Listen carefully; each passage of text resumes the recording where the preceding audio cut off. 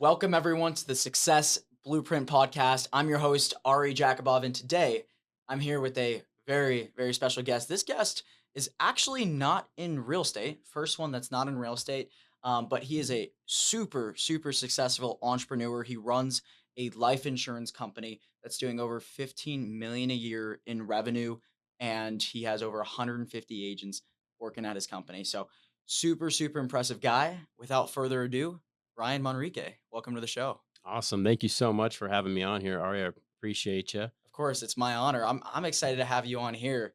You are someone I have a lot of respect for. Seeing what you've built, it's truly truly inspiring. Having that big of a firm with managing that many agents, how are you even able to do that? Like, what do you have in place to keep this business running? Not only running, but I see it growing every single month, like significantly. How are you doing that? Yeah, that's a great question. So I think for me, I had to really break things down when I first started because I saw other people in the industry just crushing it. And I'm like, how the heck do I ever get to that level? Right. So what I realized is you have to break things down to fundamentals, like fundamental activities that you do every single day and simplify it. And then every day you have to show up and you have to do those things. Like I created a checklist for myself. So it was every day I'm going to show up and I'm going to try to sell a policy or sell multiple policies, right? Every day I'm going to try to recruit a new agent. Every day I'm going to work on my systems. And I did that every single day. And over time, that sort of snowballed, right? And now we have the business that we have today. Wow. So doing the tasks that no one wants to do with a lot of consistency, I bet. Let's just backtrack for a second here. Um, you started this a while ago. Like, I want to hear your story of how you got into life insurance, and feel free to start before then. How'd you get into self development? How'd you get into business? I'd love to hear all of that because I don't know it. Yeah, absolutely. So I actually have only been doing this about 3.5 years. Before that, I was in the mortgage industry. And let's back up a little bit more. So I actually, when I was 19, I started doing sales. And I was a high school dropout. I was a drug abuser. I had a pretty messed up life. And I remember I had a great mom, though. My mom loved the heck out of me. And I remember she took me to my first sales job to an interview and she was like, "Well, yeah, I hope this is something that you're good at," right? Because I had pretty much screwed up everything else. So I got into sales and I was terrible at it for like several years, but I just kind of stuck with it because I was like, I know there's some potential here, right? So I stuck with it, eventually got into doing mortgages, and that's where things kind of took off. So I did mortgages for about 6 years. And it's a great industry to be in. It's very cyclical and it has a pretty long sales cycle as well. So for me, I was like, I'm really good at selling on the phones. Maybe I can find something that was a little more consistent for me, right? So I ended up my fiance, my now fiance, ended up getting into the insurance industry, and I saw what some of the people were making. A lot of these people were like in their 20s, right? Like there's a 22-year-old young guy that I know who's making almost $800,000 a month. No bullshit. I don't know if I can say that on here. I don't know if Yeah, I yeah, can, dude, say whatever you want. but yeah. So to me, I'm like, that is crazy. So I was like, if these idiots can do it, like I can do it, right? So, but I also learned that you know 90% of the people that go in the industry fail, and so I realized I have to do what 90% of the people are not willing to do, and that's like you said earlier. You have to be super consistent. You have to show up every single day, and you have to do the work regardless of how you feel, right? And just like you were asking about personal development, so that's when I realized how important that is. You have to work on yourself constantly. You have to constantly feed your mindset to push yourself through those days where you don't feel like showing up. Nice, dude. Yeah, I know you're super big on the personal development side of things. I mean, I saw you in the gym yesterday at 5. Practically every day I see you in the gym, early as can be. Mhm. I think you actually might beat me there most days. So I respect you a lot in that aspect. What do you do for personal development specifically? And how did you go from, I think you said drug addict, or doing some kind of drugs, to super deep in personal development and now being a very, very successful, well-rounded person? It's a great question. I think back when I was in that like negative space, right? Like I was using drugs. I had like an aha moment, and it's when I actually overdosed and I almost died and I woke up in the hospital. And I realized that, I was upset and angry about my life, but I realized I was my own worst enemy. Like I was trying to hurt other people, but I was only hurting myself, if that makes sense. And so I realized that the best thing I could do is just take all that energy and put it into something good, right? That was going to help me grow and get better. And so I started doing that, right? And I didn't really take the whole personal development thing super serious until I got into life insurance, because I realized that that's like it's not necessarily like the destination that you have to be focused on. It's becoming the person that you need to become to get there. Like, Mm, so don't focus on, so you have to detach yourself from the result and you have to focus on the process and becoming that person. interesting. Yeah. No, I love that concept, and I follow that myself. It's not necessarily about the person that or the goal that you want to chase. It's about the person you become chasing that goal, and that person is what makes that goal even possible in Mhm. reality. I think it's really interesting that you were at the lowest of lows in your life, and now you've completely 360'd your life. Sometimes I notice that people who have the biggest falls have the biggest rises, and I think part of it is because you're probably a very extreme person. So if you do something, you go all in, Mhm. and that character trait can either kill you or it can turn you into an extremely successful person. And obviously, you've had both ends of the extreme. And, I've been there myself Mhm. with, smoking weed 5 times a day, being overweight, not caring about anything, not going to the gym. So, I've seen it happen for myself. And so, anytime I look at someone who is down there and in the lows of lows, all I can see is potential, Mhm. like untapped potential. Everyone has some sort of untapped potential that they haven't necessarily unleashed. And I think you see this too because you are a leader. Mhm. You also are doing something similar to what I'm doing, training people, trying to not only help them make a living financially, but helping them just become better people overall. And I think part of that takes seeing like the best in people, like knowing like the potential of like what everyone has. Um, and it's interesting that you took this route because leadership is a very tough route. Like, what made you want to go that route instead of just, you could sell a bunch of policies on your own, not have to manage 150 people or deal with a bunch of bullshit. Like, what was it that was that turning point for you where you told yourself that like you could do it or you even want to do it?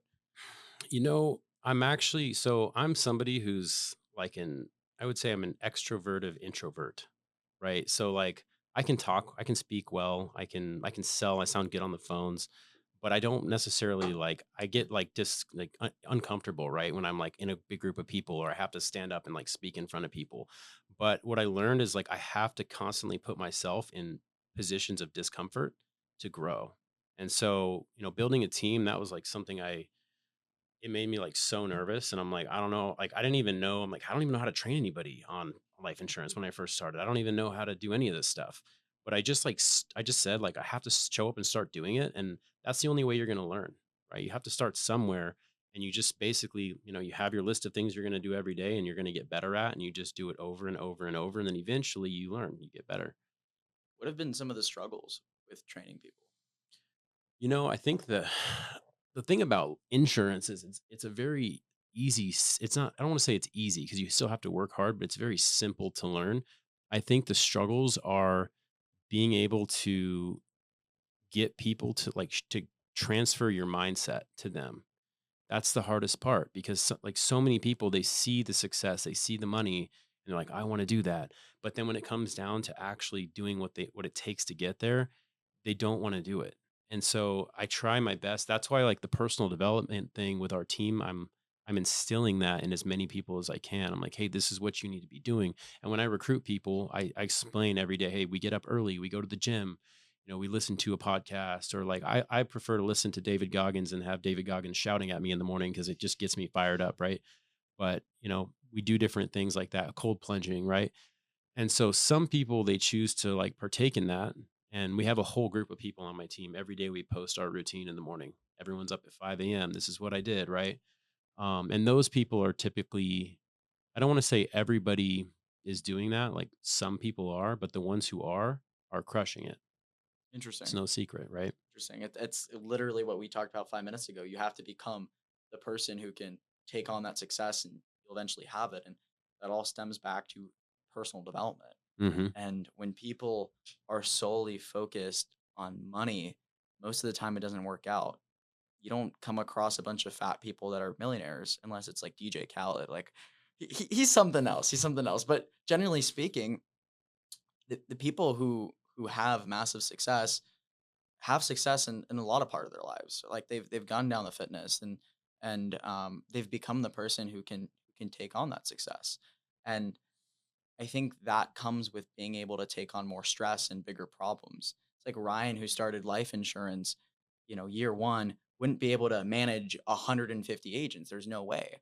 You probably had to build that muscle slowly but surely. And now you're there. And to get to that next level of whatever your next goal is, you have to overcome the problems you're at now. And so that's what I love about entrepreneurship is there's never you're never at the destination. There's always No. more. And it keeps you fighting and it's a challenge. I don't know if you felt that way in any regard. Oh yeah. I mean, I will tell you. So my first year in the business, I knew I wanted to like build a team shortly after I got into the industry. And I knew a lot of people in the mortgage industry out here. So I started and rates were going up, right? So I started recruiting a lot of those people that wanted to get out and do something different. And I built way too fast.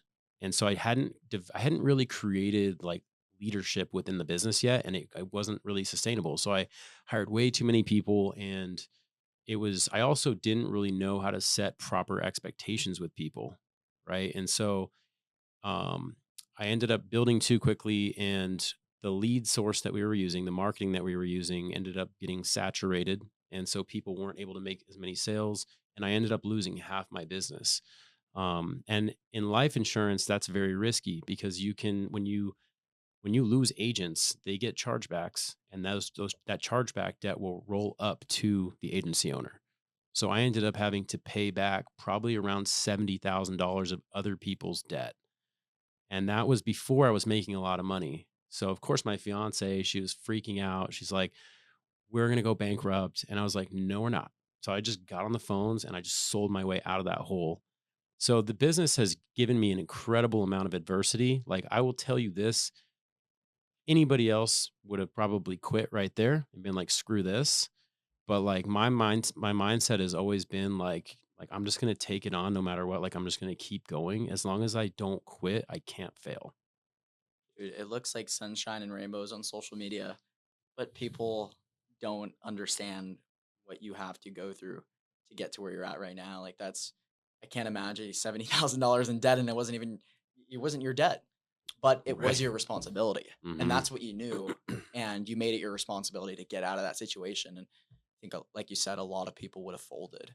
A lot of people would have folded. Oh yeah. So that's extremely impressive. The biggest thing that I always tell my agents, and this is what it taught me, was instead of looking at like and saying like, why is this happening to me? You have to look at it as like, what is this teaching me? And so I've always used that perspective in business. And that means like I'm able to learn from everything that happens. And that way it doesn't happen again. So that whole situation that happened, I was like, okay, that can never happen again because it was horrible. But why did it happen? And then what can I change next time to avoid that? And so, and obviously we changed things and here we are today. So, Earlier, you mentioned that you set the wrong like expectations with people, or you weren't necessarily good at upholding the expectations. mhm. What are the expectations now, and how do you uphold them? So yeah, I'll start by explaining what they were and then how we changed things. So back when I first started in the industry, the way I was like taught how to recruit is to basically just tell people, hey, you can work whatever hours you want to work. Hey, you can, do whatever you want, right? You're 1099, like do whatever, right? And so, and I'm a hard worker. So I was like dialing, I was making sales, I was doing all these things because I was very serious about what I was doing. And I thought everybody else would like naturally just be that way. And it turns out very few people are. So that's when I learned, I'm like, okay. And after that whole thing happened, I was like, okay, what we need to do is actually create more structure. So when I recruit people now, I have a different conversation. It starts from the very first conversation I have with them. So I'm like, hey, like I can't legally like force you to work certain hours because you are 1099 and you're not paid hourly. But what I can do is I can tell you, if you want to work with me, if you want my mentorship, this is what I do and this is what you need to do. Right? If you don't want to do that, if you don't want to show up, I work 12 hours a day at least, right? And I'm working on Saturdays and I'm doing the morning routine and all these things. And if you want my mentorship, this is how you're going to be successful here, is by doing what I do. If you're not willing to do that, then it's a waste of my time and yours. And that's the conversation I have with them initially. So what are some of the things that they need to do to be able to work with you? So they have to do a morning routine, right? We work in office 8 a.m. till 8 p.m., right? And that's Monday through Friday. They need to work Saturdays, 4 hours in the morning, right? At least. So from 8 to noon on Saturdays. They need to be buying leads every single week. If you're not buying leads, you have nobody to talk to, no one to sell to. So those are just like the basics, right? Just having a strong work ethic, taking it seriously enough to show up. That's the other thing too, is I tell people, I'm like, that morning routine is not going to make you rich, but it is going to help you become disciplined. If you're willing to do it, that means you're serious about what you're doing, right? What's your morning routine? So my morning routine, I get up at 5 a.m. I go straight to the gym. I was going to the gym and just mostly cold plunging because I had an injury. But I just started going back to actually lifting. So I'm in there lifting in the morning. As soon as I'm done lifting, I go and I cold plunge, get ready for work. I listen to either David Goggins or like a Hormozy podcast. I love Hormozy too. Me too. He's a good dude. Yeah. But I'll listen to that on the way to the office, and then when I get to the office, I run a huddle with my team, and then we're dialing. That sounds almost like a copy paste of mine. That's insane, dude. I really admire like the fact that even though you had that injury, you still stayed consistent with going to the gym just for the cold plunge.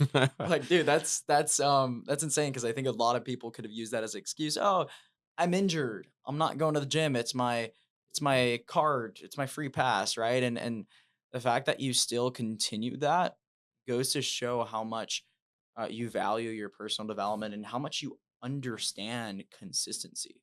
Because the moment you stop, it's so much harder to get back into it. I don't know if you've had like periods of your life where you've stopped or like maybe you didn't go to the gym for a week. Have you? I feel like a lot of even the most successful entrepreneurs like struggle with that. Have you ever been there and how do you get back into it? Yes and no. I mean, I've been lifting since I was like 14. So, I mean, even the only period where I stopped was when I had my late teens, where I was like addicted to drugs and things like that. But that's actually kind of one of the things that saved me from that too, is I got back into the gym and I was like, I'm going to take my health seriously. Um, and yeah, so that's basically it. Oh, that's wild. 14 years old. Yeah. One thing I always say too is, when it comes to like, whenever you have a reason why you can't do something, regardless of if it's a valid reason, it's still an excuse. I always say that to people. I'm like, if you're like, because I have agents that they'll be like, oh, I have to do this. I got to go take care of this. I got to do that. And like, it's all real stuff, I'm sure, but I'm like, it's still an excuse. If you have to prioritize your business, you have to prioritize your discipline. That comes first for me, and that's why I know I'll always be consistent. How do you get rid of those excuses? Because I feel like a lot of people struggle with that, and it's one thing to just say, "Oh, it's an excuse." Get rid of it. Do you think there's is there like a mental framework you follow to get rid of that? Because at the end of the day, everything's mental. Um, how do you help people kind of get rid of that? Because it's so common in sales. I just prioritize my work. And I know that's messed up. People are like, well, I got to prioritize my family, or I got to prioritize this or that. And like, it's really hard to say, like, don't prioritize your family. You absolutely should prioritize your family. But you have to understand, like, what you're building is going to change your family's life. So, or it's going to, any of these other excuses, like, those are things that can be scheduled outside of work. Like, it's not that hard to do. You may have something once in a while that you just can't, but I've just noticed, like, for me, I don't have a hard time doing that. Like, if I got to go take care of something, I'm going to schedule it outside of work, or if I have to, I do it on my lunch break and I just don't eat. I'm working. You have So, a very like strong why, it sounds like, because that's what you said. When I asked the question about excuses, how do you get over that? You said, well, know what you're doing it for with your family, for example, mhm. right? What's your motivation? Like what keeps you going every day? So I've had several different whys. One of my whys is that I grew up like pretty poor, and I was always really embarrassed of like my home that I lived in as a kid. I didn't want people to like come see my house, right? And I was like in my head, I remember asking my mom, I'm like why do all our friends like have nice homes, and like why do they get like clothes and stuff? Because like I literally got like 3 pairs of sweatpants a year. That was like all I got up until like high school, right? And so and I asked my mom about it, and she's like, "Well, that's just the way it is. Like, we just don't have money. Can't afford these things." And I'm like, in my head, I was like, "There's got to be more. Like, there's got to be a better way to do this. How do I change the trajectory of my life and like get, make money, right?" Wow. And so one of my whys was I always wanted to have a nice home, and like you helped me with that, so Yeah. I really appreciate that, I man. appreciate the opportunity of a gorgeous home now. Gorgeous. I'm very, very happy for you. Seriously. And now you're planning on getting the investing game going, Hmm. which is amazing. I mean, it's one thing to make a lot of money, and then it's another thing to be able to store that away. And some people choose different methods, right? Some people would choose the 401k or a stock account or, you know, Bitcoin, and I think it's good to be diversified, but my mindset around this has always been tangible assets, right? Hmm. That cash flow can't go wrong. And so obviously I'm a big, you know, investor in real estate myself. Hmm. I own a, a few properties. And I think it's a non-negotiable. Like you have to. If you have the money, store it somewhere. And then on that point, actually, you might love this, but something I did recently has been cost seg. Have you heard of cost segregation? No. So really interesting is essentially when you buy a property as an investment, the IRS lets you depreciate 27.5 years Hmm. of essentially like the building value, Right. right? And so you can depreciate that off as a tax write off. What cost segregation is instead of waiting those 27.5 years and slowly depreciating the value, you're squeezing that 27.5 years into 5 years, Mm. and you're getting massive, massive like tax benefits. And Right. so, for example, I bought a property in December for 400,000. I did cost seg, and I got $60,000 in write offs off my income that I just completely wrote off. Right? Imagine you have two properties. You're doing that on a year, three, four, Hmm. right? And you get that for the next 5 years. And essentially, that's how the billionaires like Trump pay no taxes. Hmm. They do it on large scale commercial assets, right? And so I thought that was interesting. But one caveat to that is if you're not considered a real estate professional, then you can use the cost seg to offset your rental income rather than your actual income. But there's ways around that. Talk to your CPA. But I actually have looked into that, yeah, and now that I didn't know it was called cost segregation, but I am familiar with that okay, whole deal. But yeah, I talked to because I have a friend of mine too, and so what he did is his I think his it's his wife that basically got her real estate license, and they're able to do it through yeah, her, yep. and so there are ways around it. Yeah, Oh, that's super cool. And honestly, now, especially this year, I'm like I need to find ways to write more stuff off. Because yeah, it's getting pretty crazy out there. So yeah, that's a good problem to have. yeah. Yeah, you told me yesterday you have a nice car on the way, so Yeah, about that actually. So it's a Lamborghini STO. And I got in a car accident recently, and my Corvette, I had a Corvette C8 and it got completely obliterated. So I was waiting for the insurance company to pay it off before I went and got the Lamborghini, right? So I went because I'm financing it, but I actually paid a deposit so they wouldn't sell the Lamborghini because I found one that I really liked. And they're like, no, we'll save it for you. Like we'll save it until this date. And so I went in literally yesterday on that date and they're like, oh, we sold it. Yeah, so they no sold it out from under way. me, yeah, and I was like, "Well," And they're like, No. "Well, the deposit wasn't Wow. really to like hold it. It was just to see if you were serious." I'm like, "Well, obviously I was serious, dude." So, Jeez. but Well, God has something better in store for you then. it does. Yeah, he Yeah. does for Yeah, sure. maybe it's an even faster one. God, I hope not. Bro, when you showed me that picture, my first thought was Batman. I was like, this guy is, something and that car is gonna get some head turns for sure. It is. So, That's actually the reason I was getting it because I don't need a Lamborghini. You know what I yeah. mean? But for recruiting purposes, that's going to attract a lot of people into the business. So we'll be able to recruit a lot of people with it. And actually, my CPA was saying that if you purchase it with an LLC, you can rent the car from your LLC to yourself and write the whole thing off. So that's the plan. Dude, that's legit. That's smart. See, another Yeah. another way you're saving on taxes. What else are you investing your money into? I know you're planning on real estate, but besides that, where are you putting your money? Right now, I have some different retirement accounts. My CPA was like, "Hey, you and your fiance both need to set up SEP IRAs because you can write off all of that as well." So that's another plan. But a lot of stuff right now. Most of our money right now is just going into savings, which is crazy. We have like millions of dollars in savings right now, and we need to do more with it. But I've been kind of holding off because I wanted to be more like liquid. There's another business that I'm planning on opening that's going to be very expensive. So we were kind of using that for capital. You were telling me about that. It had to do something like the medical industry. I can't. Medicare. So Medicare. Okay. Medicare is basically just health insurance, but for people over the age of 65.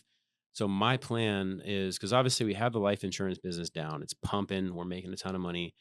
The next thing is Medicare because like there's companies out there that will buy life insurance agencies and they'll usually give you anywhere from like a four upwards of like max like 9 times multiplier based off whatever your EBITDA is, right?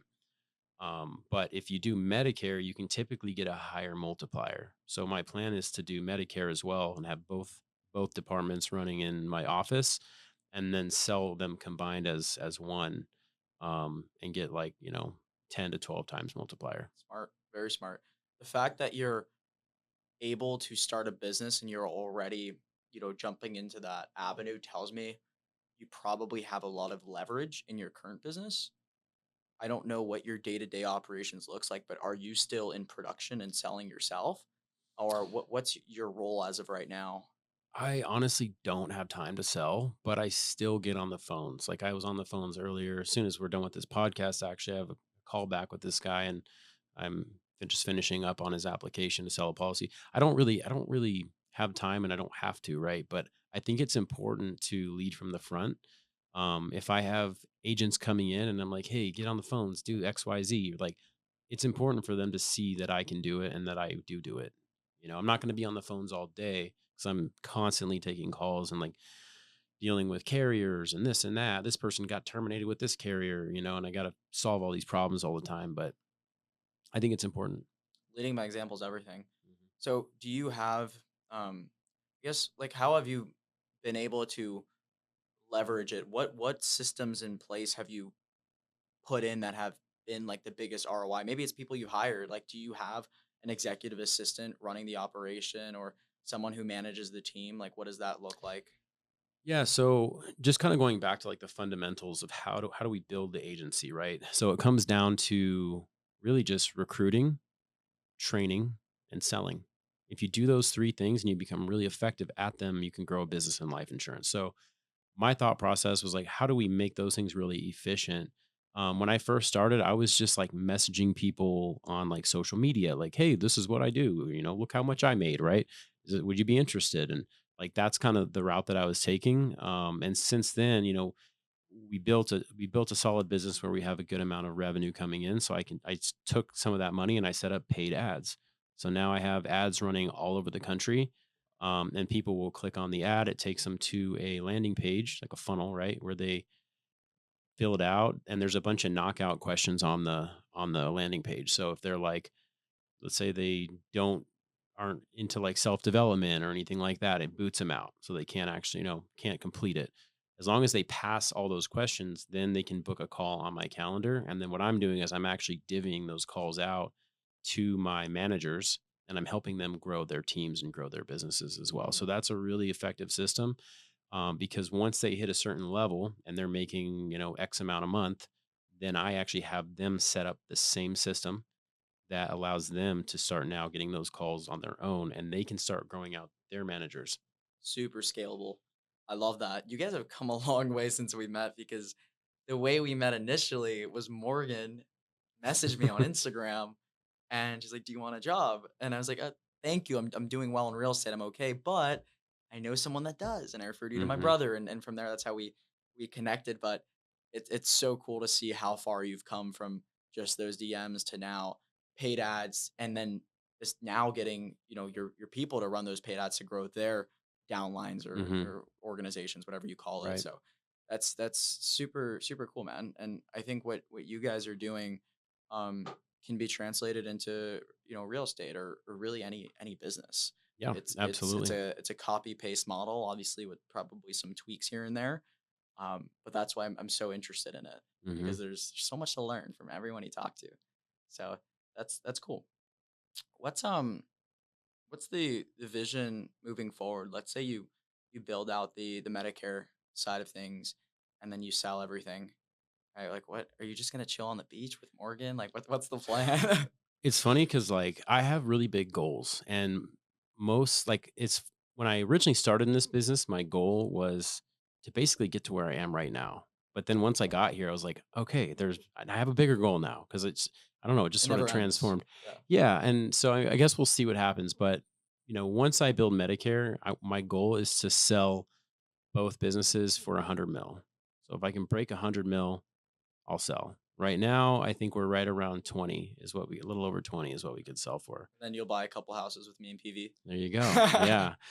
Yeah. I I mean, love it, my man. biggest thing Yeah. though, kind of going back to my why was, I wanted to break out of the rat race because so Yeah. many people are going to work until they're at least 65 years old, and they're going to be working, probably 8 hours a day. And that's most of your life. That's like most of your waking life. You're going to be working. Right. And so my thought process was like, this is sort of a life hack where I can just work super hard for, a few years and build something up, sell it, and then take all that money and leverage it, right, by investing. And then basically if I choose not to, I'd never have to work again. And I probably will because I just like to be productive. That's just who I am. Yeah. But at least it's my choice. Guys like you and I will never be able to retire. Maybe for a week. I think after a week it'll probably get boring. I mean, I was just on vacation for 2 weeks and I couldn't handle it any Yeah. longer. Like I had to do something, and Get the itch. I Yeah. I, I did get the itch, and so I think you're really similar. Like we always have to just be building something. But I like that you're thinking like so far ahead into the future. You're very much a visionary, and that's so important because I think people they just coast. They Hmm. just, oh well, this year this is how much money I'm going to make. Next year I hope I can make that much. I'm just going to work harder, and next thing they're 40, 50, 60 years old, and they're still working, and they don't have savings, and they spent their money, and they work until they die. And so I love that you have an exit plan, and I think that's especially important in a business like real estate, Hmm. where unfortunately I can't sell my book of business. Yeah. I can't. I can't sell my my company. I mean, at some point, yes, you can sell a real estate team, but it's not it's not as lucrative a product where someone is going to buy it and pay tens of millions like they would for an insurance company because it's not doesn't cash flow as consistently, right? Right. It's super cyclical. Hmm. So I think it's really cool that you're looking into that, and that's kind of the realization I had a while back, which is why I joined the company I'm at. It's similar to the life insurance space where you recruit people and you get residual off of everyone, except it's in real estate, Hmm. right? It's an MLM, right? And so that's what EXP Realty is, and so Hmm. it's so important to look ahead, man. Yeah. That's awesome, bro. Well, you're super freaking successful also. So Thank you, bro. appreciate you having me on here. Of course, I appreciate it, man. It was a pleasure. I feel like I can talk to you all day. Yep. For the sake of time, we're gonna wrap it here. But I'm gonna ask you one last question. If you can give one piece of advice to anyone who's listening to this podcast, your most powerful message, what would that be? That's a great question. Um, I think my most powerful message is that Like for my mindset, it's that as long as I never quit, I can never fail, right? Never quit, you can never fail. I think most people they quit too soon, right before they are at the precipice of finding success. And so that's been the biggest thing for me is like no matter what comes my way, as long as I don't quit, I will always overcome it. And the other thing is you have to almost look at adversity as something that you should be embracing. You should be welcoming it because without adversity, there's no growth. Wow, powerful. Thank you, Ryan. Yeah, Appreciate you having me. absolutely, brother. Thank you so much.